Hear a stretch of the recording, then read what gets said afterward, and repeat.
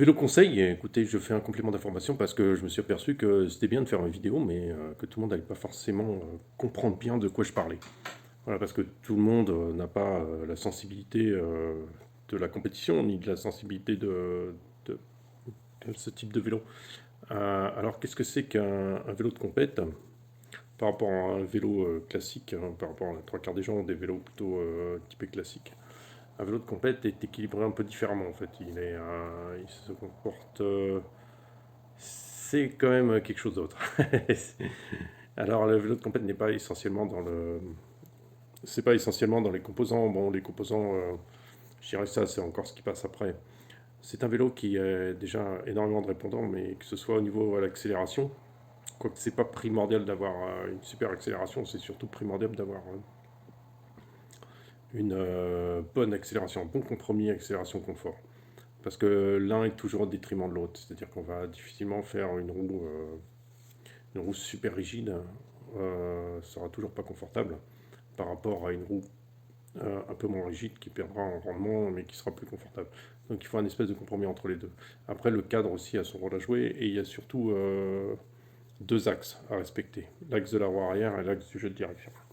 Il faut à tout prix, sur un vélo de compète, c'est ça qui est énormément travaillé, c'est que cet axe soit le plus rigide possible entre la douille de direction et l'axe arrière. Il ne faut pratiquement pas que ça bouge.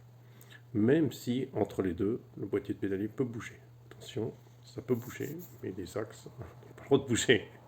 C'est compliqué, très compliqué à mettre en place. Mais voilà, déjà ça. Et en plus, il peut y avoir une compression du cadre qui va apporter le confort en partie. Et ça, c'est un gros gros boulot aussi. C'est-à-dire que je viens d'essayer le Marin et je peux vous dire que ça n'a rien à voir avec le vélo que j'ai avant. Rien à voir. Le vélo que j'avais avant, c'était vraiment un vélo de. C'était un bon cadre. C'était aussi du 7005 en double butted. Et ça, c'est pareil. C'est un 7005 en double butted. Mais qu'est-ce que ça change? Ça change qu'ils n'ont pas travaillé du tout de la même façon. Le premier cadre est vraiment rando. Rando, confort, et encore confort, je dirais. Je ne m'avancerai pas trop. Bon, après, voilà. Le euh, marin, par contre, rien à voir. Malgré qu'il ait presque 30 ans, ce cadre. Il est absolument exceptionnel.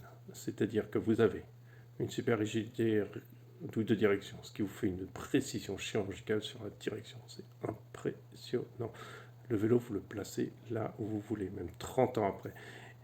Et surtout, alors ça c'est déjà important, surtout il allie le confort.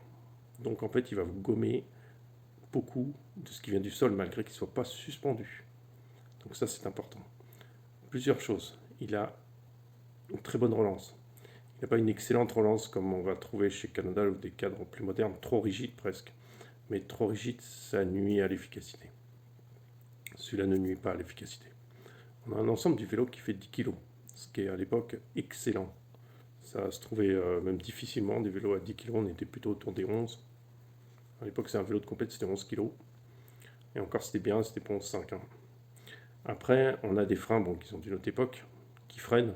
Justement, ils apportent un côté ABS qui n'est pas désagréable, du coup, qui permet d'éviter de faire des erreurs. Surtout le frein avant, on a tendance à bloquer trop vite, avoir trop de répondance sur le frein avant, et ce qui amène à faire des fautes de pilotage.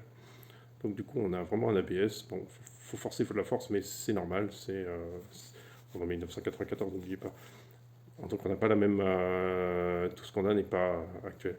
Et surtout, c'est un vélo qui est super équilibré. C'est-à-dire que où que vous soyez, dans quelque position que vous soyez, le vélo s'en sort toujours très très bien. Un centre de gravité très bas et une très bonne équilibre. Ça, c'est important.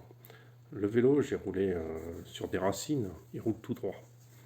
Le truc est secoué, mais raisonnablement, c'est-à-dire qu'il absorbe une partie des chocs, et par la suite, il reste droit.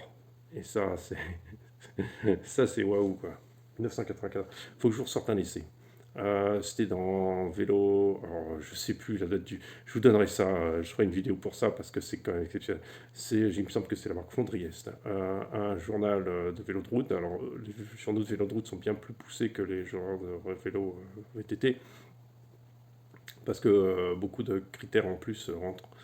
Et voilà, en fait, ils mettaient en avant la différence entre un Fondriest carbone ultra léger de maintenant, enfin pas ultra léger, on parle quand même un truc à 3-4 000 euros, hein.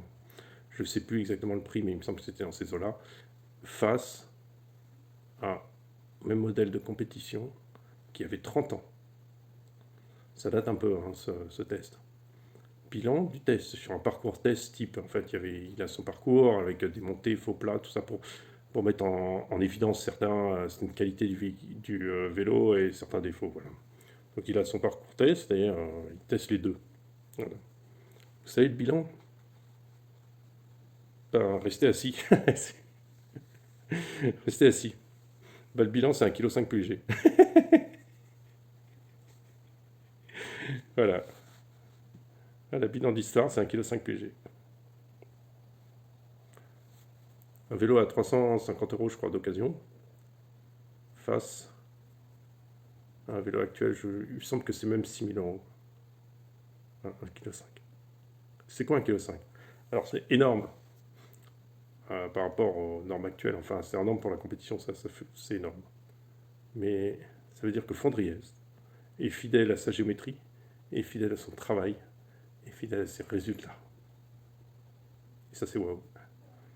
Donc, c'est pour dire que c'est pas parce que c'est un vieux truc qui peut paraître un vieux clou que c'est un truc dépassé. Attention, ça n'a rien à voir. Alors, bon, du coup, c'était juste pour en revenir. C'est un vélo qui reste, qui est stable, qui reste droit quand il est secoué dans tous les sens. Que vous n'avez pas sur un vélo de randonnée, sur des vélos beaucoup plus bas de gamme et tout ça, qui n'ont pas de fourche, hein, attendez, qui n'ont pas de fourche. Après, ce qu'il y a aussi, c'est que vous n'avez pas non plus, vous avez un vélo qui reste plaqué au sol. C'est pas un vélo, dès que vous décalez vers l'arrière, qui va lever l'avant tout de suite, ou quand vous allez une montée raide, ça va s'envoler de l'avant, ou ça va quitter l'arrière, ou vous avez peur. Non, c'est un vélo qui reste au sol tout le temps. Et qui, quelle que soit la position dont vous êtes, il reste au sol, il est bien. En plus, il est nerveux, il est joueur, il travaille beaucoup. Alors pour les novices, c'est très compliqué, parce que pour les novices, la plupart du temps,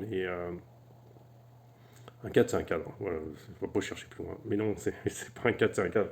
C'est c'est un cadre, ça change tout. C'est votre squelette du vélo.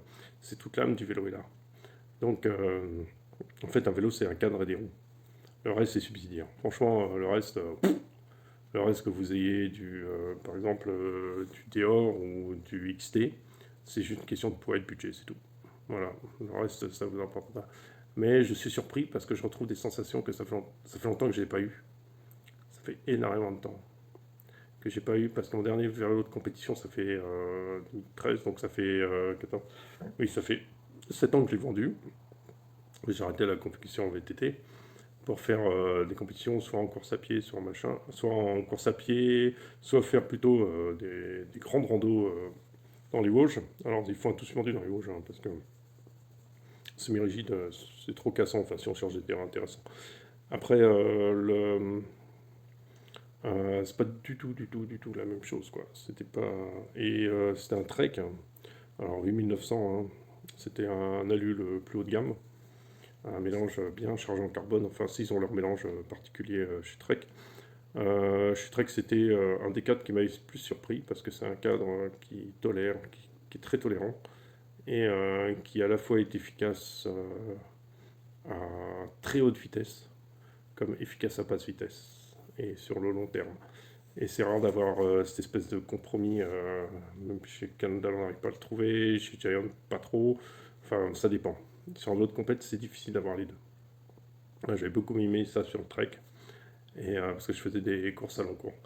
Euh, voilà, c'est juste pour vous mettre à l'idée que ça me rappelle ça.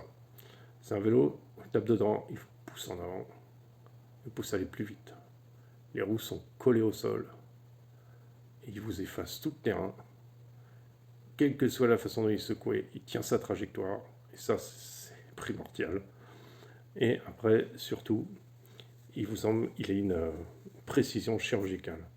Alors, c'est des vélos à pas mettre dans les mains de tout le monde parce qu'il faut quand même avoir l'habitude de s'en servir. Mais voilà ce que ça change.